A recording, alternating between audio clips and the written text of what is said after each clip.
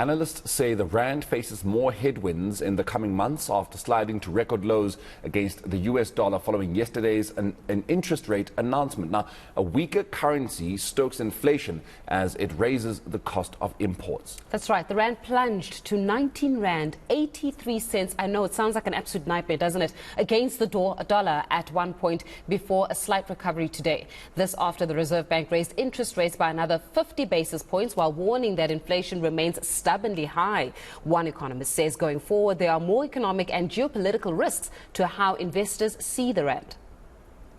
So the pricing of the risk of grid collapse gets within the currency. And then even if anyone comes out to say, but we're not going to have a grid collapse, the chances of it are so small.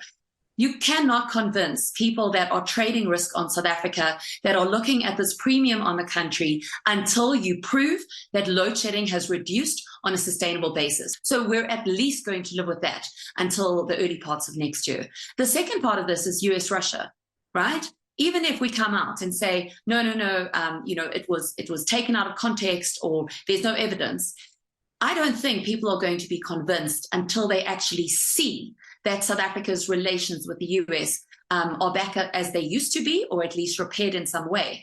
And as such, we've still got some very noisy events coming our way. We've got the BRICS summit in August. Thereafter, it's scheduled for September. It might be pushed out a bit. We have the AGOA Forum.